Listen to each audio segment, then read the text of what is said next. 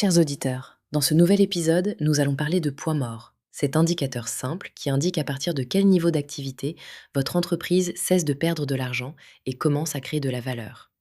C'est un repère utile pour fixer des objectifs, dimensionner les équipes et décider d'investissement. Voici une méthode claire en 4 étapes pour le calcul et la mise en pratique. Étape 1.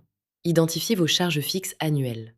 Regroupez loyer, salaire permanent, abonnement et assurance afin d'obtenir un total fiable. Étape 2. Calculez votre taux de marge sur coût variable. C'est la part du chiffre d'affaires qui reste après avoir payé les charges variables et qui sert à couvrir les charges fixes. Formule simple, CA moins charge variable divisé par CA. Par exemple, si vous vendez un produit à 100 euros et que 40 euros sont des coûts variables, la marge sur coût variable est de 60%.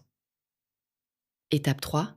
Calculez le seuil de rentabilité, soit charge fixe divisé par taux de marge sur coût variable. Si vos charges fixes sont de 500 000 euros et que le taux de marge sur coût variable est de 40%, le point mort est de 1 250 000 euros. Autrement dit, il faut réaliser 1,25 million d'euros de chiffre d'affaires pour commencer à générer un bénéfice. Étape 4. Transformez le point mort en temps. Le calcul simple, seuil de rentabilité divisé par chiffre d'affaires annuel prévu multiplié par 12 mois.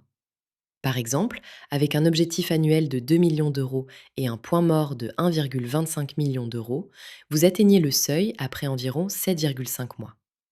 En pratique, cela donne une vision claire. Les premiers mois paient les coûts, les mois suivants créent de la valeur.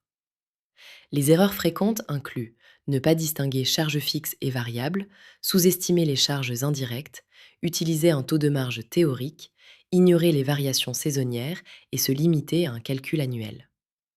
Pour aller plus loin, mettez à jour votre point mort chaque trimestre, simulez 3 scénarios et analysez l'impact d'un ajustement tarifaire de 3%.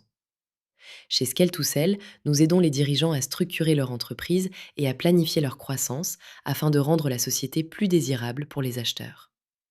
Partagez cet épisode, abonnez-vous et consultez notre blog pour plus d'exemples et d'outils.